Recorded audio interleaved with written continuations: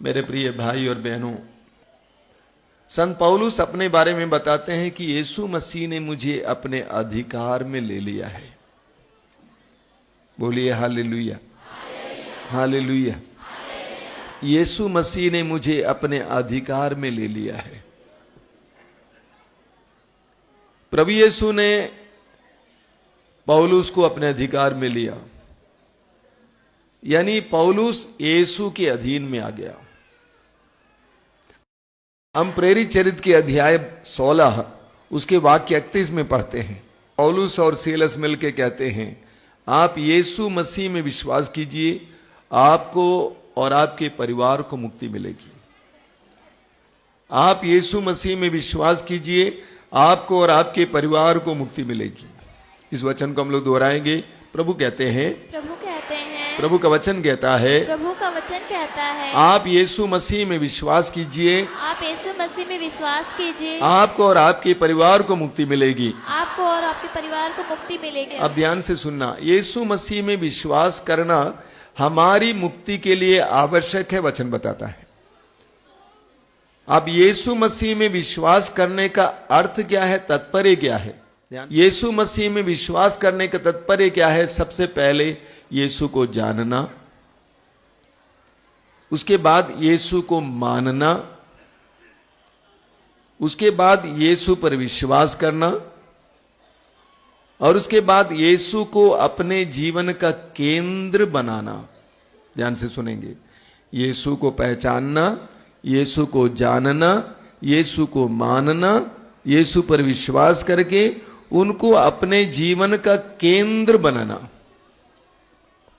यीशु को हमारे जीवन का केंद्र बनाएंगे, हमारे जीवन में मुक्ति दिखाई देगी। सुसमाचार में हम पढ़ते हैं, लूकास के सुसमाचार के अध्याय 19 में एक धनी इंसान के बारे में जिसका नाम है जक्केउस। आपने बार बार सुना है जक्केउस के बारे में। हम पढ़ते हैं कि जक्केउस धनी था, बहुत धनी था, प्रमुख नाकेदार था, चुंगी लेने वाला था, और यीशु को देखना चाहता था, लेकिन नाटा था, और यीशु के चारों ओर भीड़ लगी रहती थी, और जक्केउस पापी माना गया था। ऐसा जक्केउस यीशु को देखने के लिए जिस मार्ग से यीशु गुजर रहे हैं, उस मार्ग के किनारे गुलर का पेड़ था। उस गुलर के पेड़ पर जाकर बैठ जाता है, इंतजार करता है कि यीशु यहां से कब गुजरेगा। वचन में बताता है कि प्रभु यीशु वहां पे आते हैं और जक्केउस को देखते हैं, और जक्केउस से एक बहुत महत्वपूर्ण बात कहते हैं जो हमारे लिए बहुत महत्वपूर्ण है। जक्केउस से प्रभु यीशु कहते हैं, जक्केउस जल्दी नीचे उतर आ, क्योंकि आज तुम्हारे यहां मुझे ठहरना है। आज मुझे तुम्हारे यहां ठहरना है। यानी प्रभु यीशु जक्केउस को एक बहुत गहरा सत्य बता रहे हैं, जक्केउस मुझे देखना काफी नहीं है, मुझे तुम्हारे यहां ठहरना है। हालेलुया। तुम्हारी समस्याओं का समाधान मेरा तुम्हारे यहां ठहरने में है। सब लोग कान खोलकर सुनिएगा। आश्रम आना, गिरजाघर जाना, मिस्सा में जाना, थोड़ी सी प्रार्थना करना, थोड़ा सा वचन सुनना काफी नहीं है। प्रभु कहते हैं, मुझे तुम्हारे यहां ठहरना है। और जक्केउस ने पल भर में निर्णय लिया और यीशु को ठहरने के लिए अपने घर के द्वार को खोल दिया। इतना ही नहीं, जक्केउस ने अपने जीवन में और अपने परिवार में यीशु को ठहरने के लिए जो बाधा थी, उस बाधा को हटा दिया। पहली बाधा उसकी संपत्ति और संपत्ति के प्रति मोह था। उसके अंदर संपत्ति, धन के प्रति बहुत मोह था, और वह संपत्ति उसका सब कुछ था। और उसने कहा कि मैं अपनी आधी संपत्ति को गरीबों में बांट देता हूं। दूसरी बाधा उसकी जीवन शैली थी। वो लोगों को ठगा करता था, और वो बोलता है कि मैं जिन जिन लोगों को मैंने ठगा है, मैं उनको चौगुना वापस लौटाऊंगा। ये दोनों काम किया जक्केउस ने यीशु को अपने घर में ठहराने के लिए। तब यीशु उस घर में ये घोषित करते हैं, आज इस घर में मुक्ति आई है। प्रभु यीशु को हमारे व्यक्तिगत जीवन में ठहराना है। प्रभु यीशु के लिए हमारे घर का द्वार खोलना है। यीशु को घर में ठहराने या अपने जीवन में ठहराने का मतलब क्या है? यीशु को अपने जीवन का केंद्र बनाना। यीशु को अपने जीवन का केंद्र बनाना बड़े मजे की बात है। हमारा देश धर्मों का देश है। हमारे यहां लोग बहुत ज्यादा आस्तिक हैं।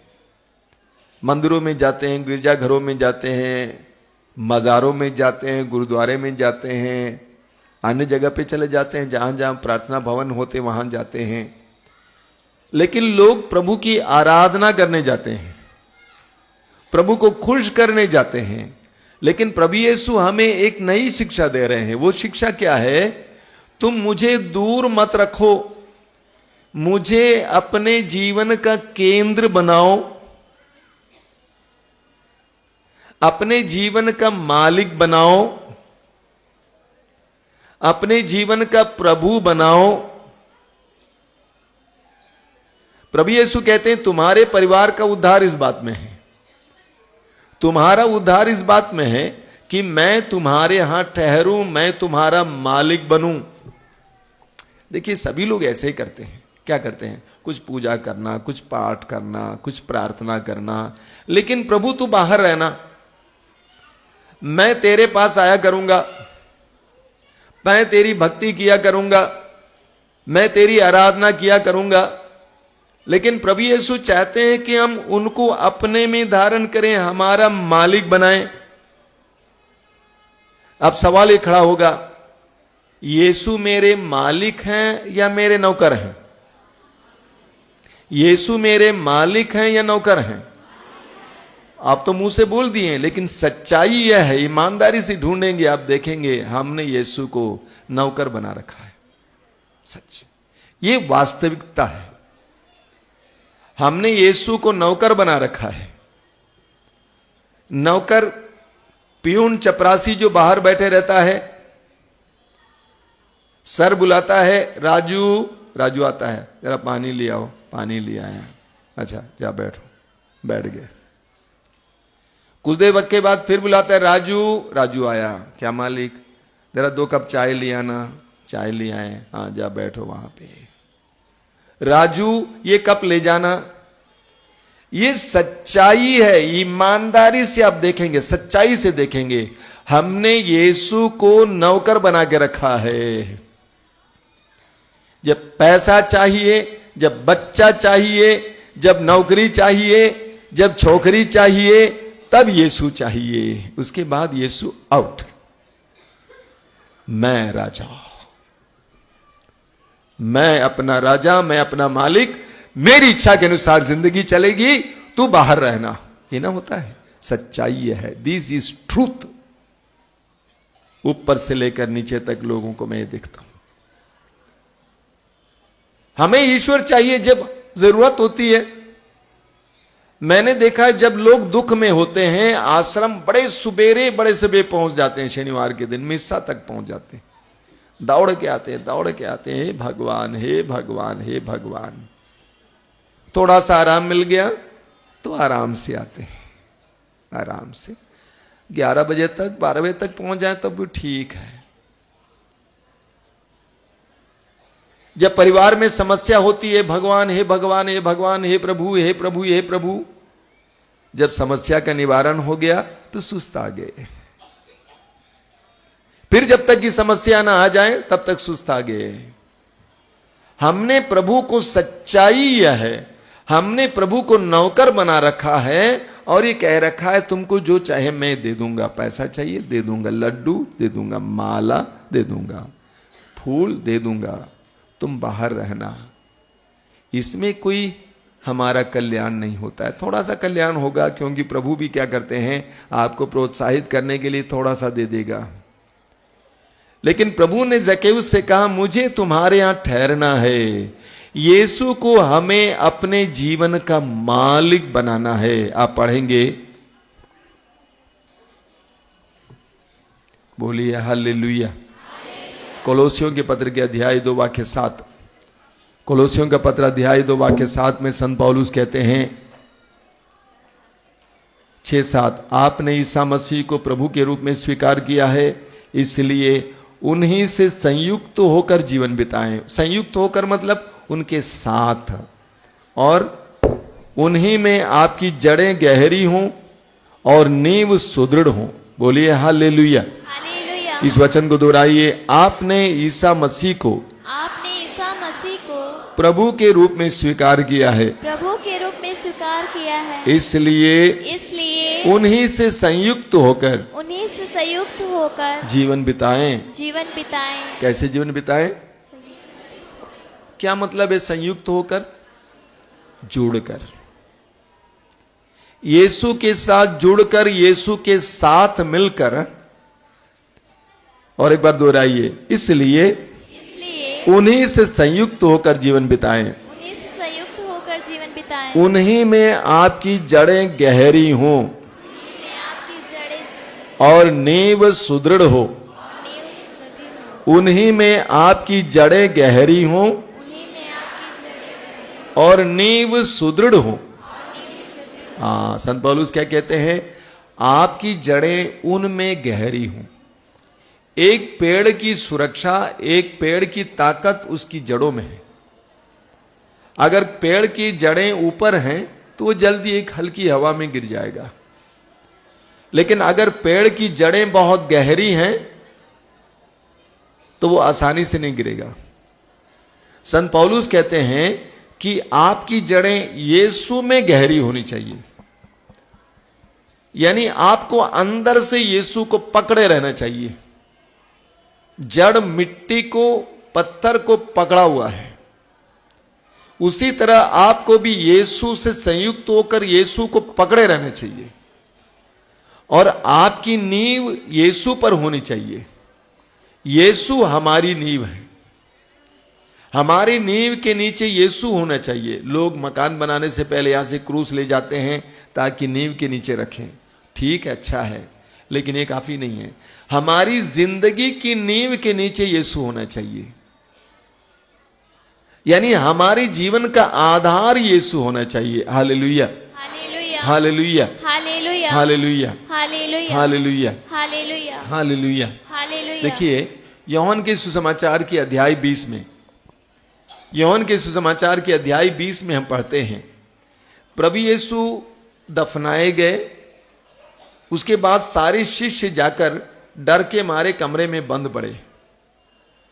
यूहन्ना अध्याय 20 में पढ़ते हैं, सभी लोग डर के मारे कमरे में बंद पड़े हुए थे। लेकिन यीशु तीसरे दिन मृतकों में से जी उठते हैं और शिष्यों के सामने आ जाते हैं बंद कमरे में। उनसे कहते हैं तुम्हें शांति मिले। उनके ऊपर पवित्र आत्मा फूंक देते हैं। लेकिन उस समय उनमें से एक थॉमस उनके साथ नहीं था।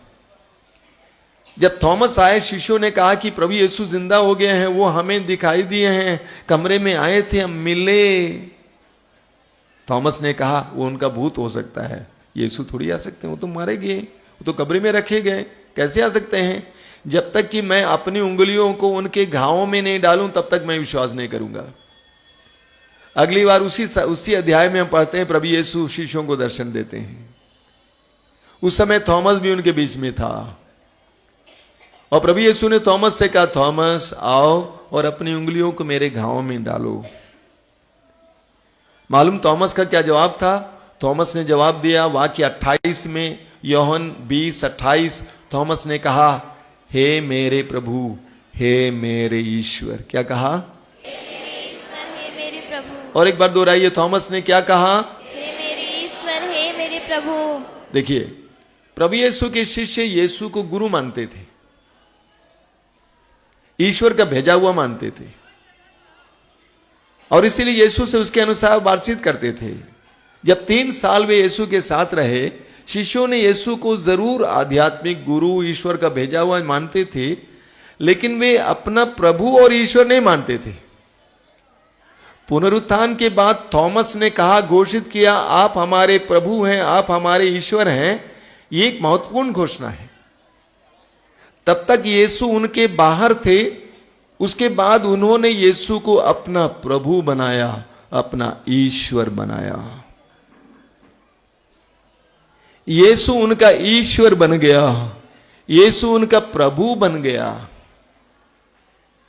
यीशु अब से बाहर नहीं है, मेरे प्रभु, मेरे ईश्वर। वे बाहर जो यीशु थे, उनको यीशु को अपने अंदर ले गए, उनको प्रभु बनाए, ईश्वर बनाए, अपने जीवन का केंद्र बनाए। हम में से हर एक को भी ये करना है। चलो पहले आए चंगाई के लिए, ठीक है, कुछ दिन और आए अच्छा लगता है, ठीक है, कुछ दिन और आए कुछ कृपा के लिए, ठीक है। धीरे धीरे धीरे यीशु को हमें अपना प्रभु बनाना है, अपना ईश्वर बनाना है।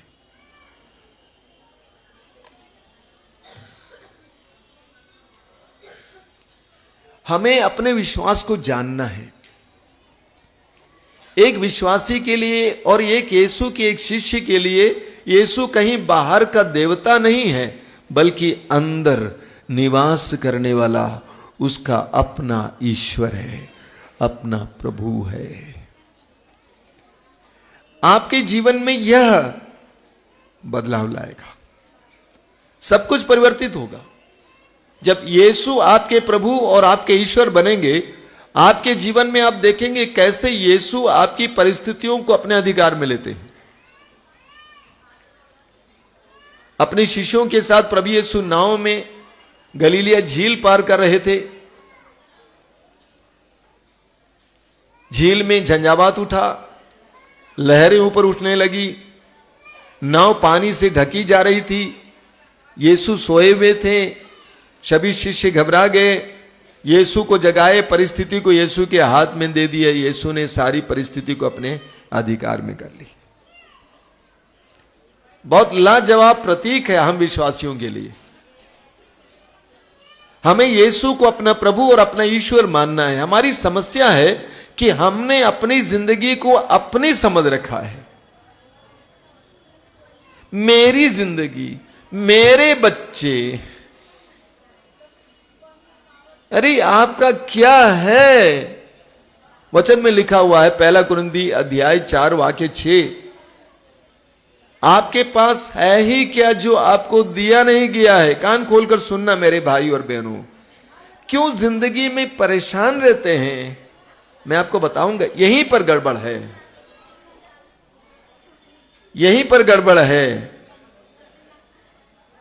आज तक हमने अपनी जिंदगी को, अपने घर को, अपने परिवार को, अपने बच्चों को अपना समझ रखे हैं, आपका नहीं है।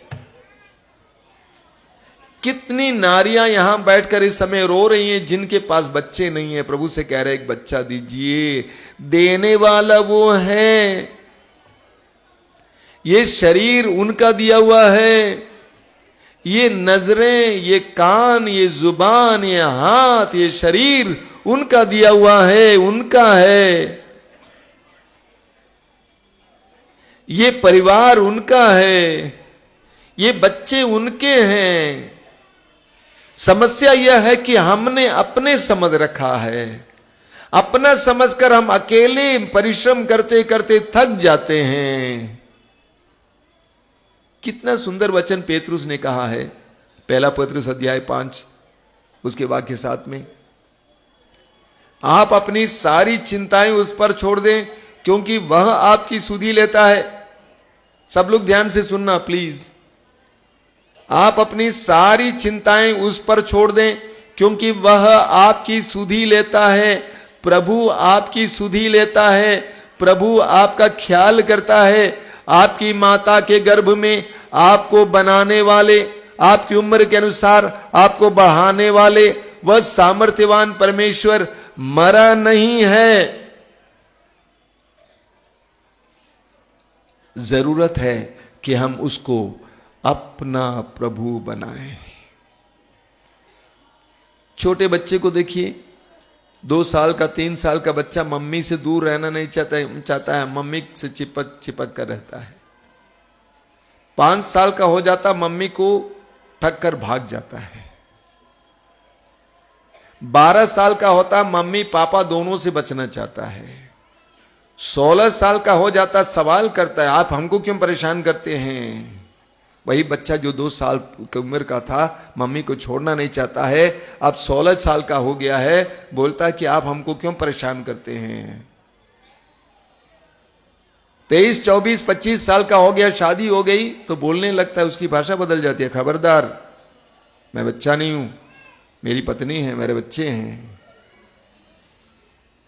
इंसान की भी यही परिस्थिति है। जिस प्रभु ने हमें बनाया, उस प्रभु से हम धीरे धीरे धीरे धीरे दूर चले जाते हैं और उसको दूर रखते हैं। मैं तुमको दिया करूंगा पैसा, मैं तुमको दिया करूंगा जो चाहे, लेकिन तू दूर रहना, मुझे परेशान नहीं करना, जब जरूरत होगी मैं आ जाऊंगा। थॉमस ने कहा, मेरे ईश्वर मेरे प्रभु। ईश्वर को अपने प्रभु और ईश्वर बनाना है। He is my God, he is my lord. Bible देख रहे हैं, बाइबल देख रहे हैं, इसके कितने भाग हैं? मोटा मोटी इसके 2 भाग हैं। पहला है पुराना विधान, दूसरा है नया विधान। ये विधान का मतलब क्या है? करार, एक संबंध। ये दोनों किताबें, दोनों हिस्सा, पुराना विधान और नया विधान, ईश्वर मनुष्य के साथ एक संबंध जोड़ना चाहता है, उसकी कहानी है।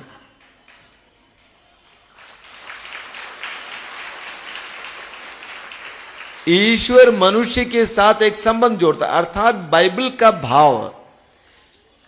का भाव यह है कि हमारा ईश्वर सिर्फ हमारे आराधना के पात्र बनकर रहना नहीं चाहता है, बल्कि हमारे जीवन का हिस्सा बनना चाहता है, हमारे साथ जुड़कर रहना चाहता है।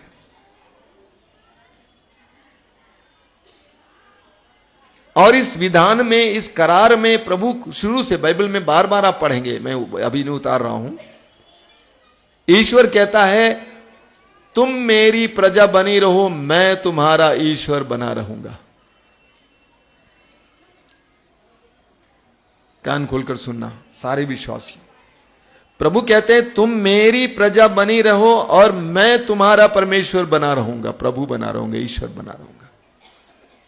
तुम मेरी प्रजा बनी रहना, मेरे आदेशों का पालन करना, मेरी बातों को मानना, मेरे साथ चलना, यह तुम्हारा काम है। मैं तुम्हारा ईश्वर बना रहूंगा, मैं तुम्हें संरक्षण दूंगा, मैं तुम्हारी रक्षा करूंगा, मैं तुम्हारे लिए सब कुछ करूंगा, मैं तुम्हारे लिए प्रबंध करूंगा। क्यों रोते हैं, क्यों निराश हैं, क्यों परेशान हैं, क्यों दरिद्र हैं? कारण यही है, हम अपनी जिंदगी को प्रभु के हाथ में देने को तैयार नहीं है, प्रभु की बात को मानने को तैयार नहीं है। हम अपनी जिंदगी को अपने ढंग से जीना चाहते हैं। मैं जानता हूं, मैं अक्लमंद हूं, मेरे पास शक्ति है, मेरे पास पैसा है, यही तो समस्या है। बाइबल में सुंदर सुंदर उदाहरण है, आप पढ़ेंगे राजाओं का पहला ग्रंथ अध्याय 18 में ईश्वर ने अपने चुने हुए भक्त नबी एलिया से कहा, जब पूरे इस्राएल में अकाल पड़ा था, एलिया से कहा, कोई पानी नहीं था पीने के लिए, खाना नहीं था। ईश्वर ने कहा तुम एक काम कर, तुम किरीत की घाटी में जाकर बैठो। किरीत एक छोटी सी नदी है, उसकी घाटी में जाकर बैठो और एक गुफा में बैठो। मैं कौओं को आदेश दूंगा कि वे आकर तुम्हें भोजन खिलाएं, और कौवे रोटी और मांस ले आकर नबी को खिलाते थे। हाँ,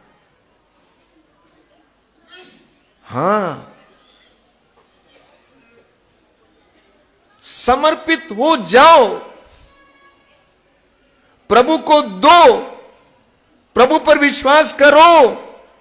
वो मुझसे ज्यादा मेरे बारे में सोचता है, वो मुझसे शक्तिशाली है, उसके पास सब कुछ है। दो, ये चिंता उतारो। दानियल का ग्रंथ अध्याय 6, दानियल यहूदी था, ईश्वर विश्वासी था। अब वो परदेश में है गुलाम के रूप में, लेकिन वहां पर भी राज दरबार में रखा गया क्योंकि वो बुद्धिमान था, उसके अंदर दिव्य गुण थे, वो राजा का दोस्त था, राज दरबार में रखा गया। उस देश के लोगों को बहुत ईर्ष्या हुई कि एक परदेशी को, एक गुलाम को हमारे यहाँ राज दरबार में रखा गया है। इसीलिए उन्होंने सोचा दानियल को कैसे मार डाला जाए। उन्होंने सोचा एक नियम बनवा देंगे राजा से।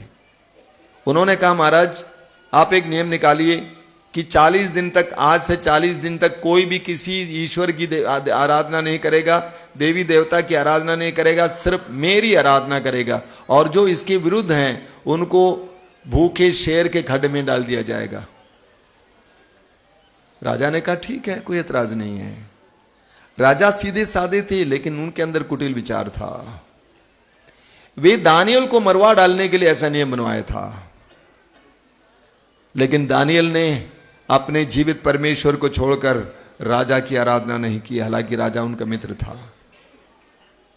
दानियल रोज 3 बार अपनी खिड़की खोलकर जिस ओर इस यरूशलेम का मंदिर था उस ओर देखकर 3 बार आराधना किया करता था प्रभु की। राज दरबार के लोग आकर राजा से कहा कि राजा आपने आज्ञा निकाली थी कि 40 दिन तक जो भी मुझे छोड़कर और किसी की आराधना करेगा उसको शेर के खड्ड में डाल दिया जाए, सिंह के खड्ड में डाल दिया जाएगा। आपका ही मित्र दानियल अपने ईश्वर की आराधना करता है 3 बार। राजा परेशान हो गया, अभी मैं क्या करूं। उन्होंने कहा कि आपकी आज्ञा का पालन होना चाहिए, उसको भी डालिए सिंह के खड्ड में। राजा ने कहा मंजूर है। दानियल को मालूम था कि अगर मैं अपने ईश्वर की आराधना करूंगा मुझे शेर के खड्ड में डाल दिया जाएगा और शेर मुझे खा जाएगा। दानियल को मालूम था, तब भी उसने अपने ईश्वर पर भरोसा रखा। वो अपने प्रभु को छोड़कर राजा की आराधना नहीं किया। नतीजा दानियल को पकड़कर उस खड्ड में डाल दिया जाता है जहां पे भूखे शेर पड़े हुए थे। आप बाइबल में पढ़ेंगे, बड़े से रात को राजा सो नहीं पाया क्योंकि उसका मित्र शेर के खड्ड में है। बड़े सवेरे राजा दारा दौड़ते हुए जाता है जिस खड्ड में दानियल था उसके पास, और दूर से चिल्लाकर कहता है दानियल दानियल, क्या जिस ईश्वर की सेवा तू करता था उसने तेरी रक्षा की है। दानियल ने अंदर से आवाज दिया, युग युग जियो मेरे राजा। ईश्वर ने अपने दूतों को भेजकर शेर के मुंह को बंद कर दिया। वाक्य 24 में लिखा हुआ है दानियल के शरीर में एक खरोच भी नहीं लगा था क्योंकि वह अपने ईश्वर पर भरोसा रखा था।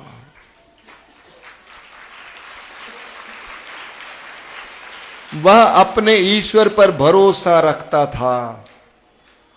क्यों डरते हैं, क्यों घबराते हैं, क्यों उदास होते हैं? क्यों? क्योंकि आपने अपने ऊपर ले लिया है। प्रभु को दे दो, प्रभु को समर्पित करके देखो। मेरी बच्ची की शादी कैसे होगी? समर्पित करो। प्रभु से बोलना, प्रभु ये मेरी नहीं है तेरी है, तू प्रबंध करेगा। अपनी जिंदगी को प्रभु को समर्पित करो। प्रभु को दूर मत रखो, प्रभु को अंदर रखो। तू मेरा प्रभु है, तू मेरा मालिक है, तू मेरा राजा है। जैसे तू कहेगा वैसा होगा। तू कहता इस तरह होगा वो इस तरह होगा, तू कहता उस तरह होगा उस तरह होगा। माना हूं। यीशु को प्रभु मानिए। बहुत सुंदर स्तोत्र है, आप लोग बार बार पढ़ते हैं, मैं उसको पढ़ूंगा। स्तोत्र 91 कितना लाजवाब स्तोत्र है, आपने बार बार पढ़ा है, उसको मैं पढ़ता हूं। देखिए, ध्यान से सुनते जाना प्रभु का वचन क्या कहता है। देखिए, तुम जो सर्वोच्च के आश्रय में रहते और सर्वशक्तिमान की छत्र छाया में सुरक्षित हो, तुम प्रभु से ये कहो, तू ही मेरी शरण है, मेरा गढ़, मेरा ईश्वर, तुझ पर ही भरोसा रखता हूं। वह तुम्हें बहेलिए के फंदे से, घातक मारी से छुड़ाता है। तुम ये कहो, तू ही मेरी शरण है, मेरा गढ़, मेरा ईश्वर, तुझ पर ही भरोसा रखता हूं और किसी पर नहीं। न बुद्धि पर, न शक्ति पर, न ताकत पर, किसी पर नहीं। वह तुम्हें बहेलिए के फंदे से, घातक महामारी से छुड़ाता है। वह अपने पंख फैलाकर तुमको ढक लेता है, तुम्हें उसके पैरों के नीचे शरण स्थान मिलता है। उसकी सत्य प्रतिज्ञता तुम्हारी ढाल है और तुम्हारा कवच। बोलिए हालेलुया। आगे लिखा हुआ है, तुम्हें ना तो रात्रि के आतंक से भय होगा और ना दिन में चलने वाले बाण से, नहीं, कुछ नहीं होगा। क्यों? क्योंकि तुमने ईश्वर को अपना आश्रय माना है, उसको अपने शरण स्थान बनाया है। तुम्हें न अंधकार में फैलने वाली महामारी से और न दोपहर को चलने वाली घातक लू से कोई भय होगा, नहीं होगा। कोरोना वायरस आया है, सैकड़ों लोगों को मार डाल रहा है।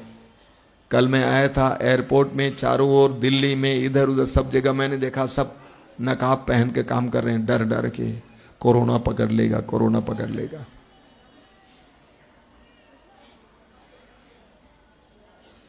तुम्हें ना तो रात्रि के आतंक से भय होगा और न दिन में चलने वाले बाण से, न अंधकार में फैलने वाली महामारी से और न दोपहर को चलने वाली घातक लू से, कुछ नहीं होगा। आगे लिखा हुआ है, तुम्हारी बगल में भले ही हजारों और तुम्हारी दाहिनी ओर लाखों ढेर हो जाएं, किंतु तुमको कुछ नहीं होगा। परसों तक हम लोग थे एक कार्यक्रम में, मध्य प्रदेश में काफी बड़ी संख्या थी, जनता थी। राम भाई भी थे, वो अपना साक्ष्य सुना रहे थे, बोल रहे थे, मेरे बगल में हमारी दुर्घटना हुई, मेरे बगल में ड्राइवर बैठा है, वह एक पल में मर जाता है, लेकिन मैं बचा हूं। उसकी पत्नी पीछे की सीट में बैठी है, उसके बगल में एक औरत बैठती है, पल भर में मर जाती है, पत्नी बची हुई है। उसकी बच्ची 20 मिनट पहले उस औरत की गोद में थी जो मर गई थी, 20 मिनट पहले वो बच्ची अपनी मम्मी की गोद में आ जाती है।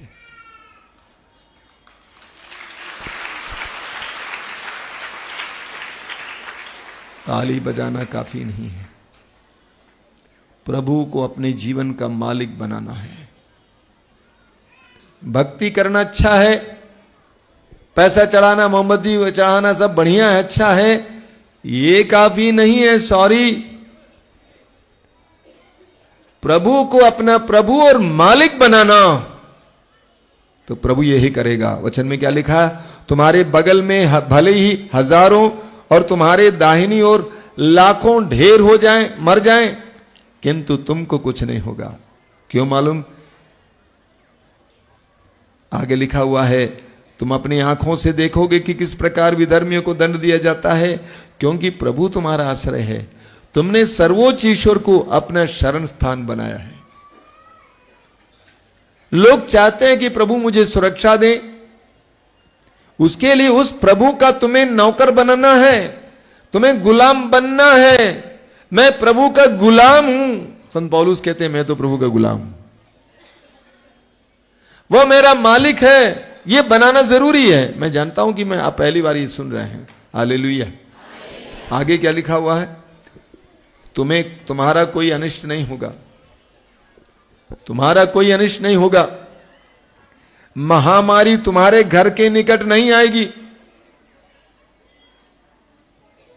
महामारी चारों ओर जाएगी, तुम्हारे घर के निकट नहीं आएगी, क्योंकि तुमने ईश्वर को अपना शरण स्थान बनाया है। आगे लिखा हुआ है, क्योंकि वह अपने दूतों को आदेश देगा कि तुम जहां कहीं भी जाओगे वे तुम्हारी रक्षा करें।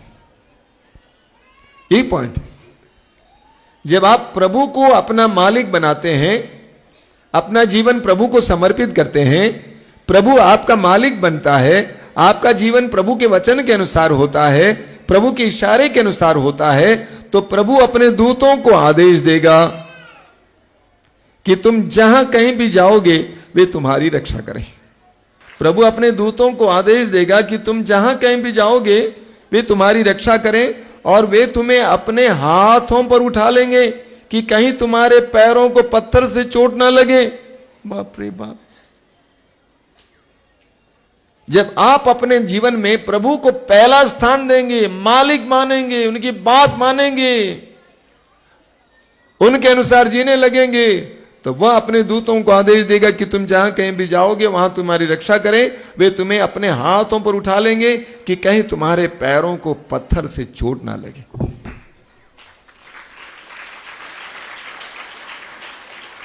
पूरी बाइबल में हमें एक ऐसे ईश्वर के बारे में पढ़ने को मिलता है जो सत्य प्रतिज्ञ है।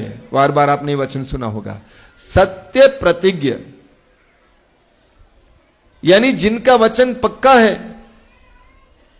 जो हमारे प्रति वफादार हैं, हमारे प्रति वफादार हैं। कमी हमारे अंदर है कि हम उसके अधीन होने को तैयार नहीं हैं। हम अपनी जिंदगी स्वयं चलाना चाहते हैं, अपने मनमानी जीना चाहते हैं, जैसे मुझे लगता वैसे मैं जीऊंगा। क्षमा करने को प्रभु ने कहा तो क्यों, क्या करूं, मैं क्यों करूंगी। देने को कहा गया, मैं क्यों दूंगी। माफ करने को कहा गया, मैं क्यों माफ करूंगी। करो, करके देखो, प्रभु के आदेश का पालन करके तो देखो, अपनी जिंदगी प्रभु के हाथ में समर्पित करके तो देखो, उसको अपना प्रभु मानकर तो देखो। अरे भाई, एक ही जिंदगी है, खुशी से जियो। रोते कलपते जियोगे, भुनभुनाते कुड़कुड़ाते जियोगे। एक ही जिंदगी है, प्रभु को दे दो। मैं हूं जैसे प्रभु तेरे हाथ में, तू जो दे स्वीकार करने को मंजूर हो। आप देखेंगे प्रभु आपके जीवन में क्या कार्य करेंगे। अपनी जो जिंदगी है जैसा कि तैसे प्रभु के हाथ में दीजिए। अपने दुखों को प्रभु के हाथ में दीजिए, मत रो उसके बारे में। बोलो मेरी जिंदगी तेरे हाथ में दे देता हूं, मेरे बच्चों को तेरे हाथ में दे देता हूं। गलती मेरी है, मानता हूं प्रभु, आज तक मैंने अपनी जिंदगी अपनी समझ रखा है, अपने बच्चों को अपना समझ रखा, उनके बारे में सोच सोच कर दुखी रहता हूं। आज मैं अपने बच्चों को तेरे हाथ में सौंप देता हूं, अपने परिवार को तेरे हाथ में सौंप देता हूं, अपनी गरीबी को तेरे हाथ में सौंप देता हूं, अपने पति जो शराबी है तेरे हाथ में सौंप देता हूं। मैं डांटूंगा नहीं, फटकारूंगा नहीं, मैं रोऊंगा नहीं, बल्कि तेरे हाथ में देता रहूंगा। मेरी परिस्थिति को तेरे हाथ में देता रहूंगा, मेरी बेरोजगारी को तेरे हाथ में देता रहूंगा। प्रभु यीशु, तुझे मैं आज अपना मालिक बनाता हूं। दाहिना हाथ ऊपर उठाई और बोली है, प्रभु यीशु, आज मैं तुझे अपना प्रभु मानता हूँ, अपना प्रभु मानता हूँ। तू मेरा प्रभु है, तू मेरा प्रभु है, तू मेरा मालिक है, तू मेरा मालिक है, तू मेरा राजा है, तू मेरा राजा है, तू मेरा ईश्वर है, तू मेरा ईश्वर है। मैं अपने जीवन को, हमें अपने जीवन को तेरे हाथों में पूर्ण भरोसे के साथ समर्पित करता हूँ। मैं तुझ पर भरोसा रखूंगा, मैं आनंदित रहूंगा। Hallelujah, hallelujah, hallelujah, hallelujah, hallelujah, hallelujah, hallelujah. Hallelujah.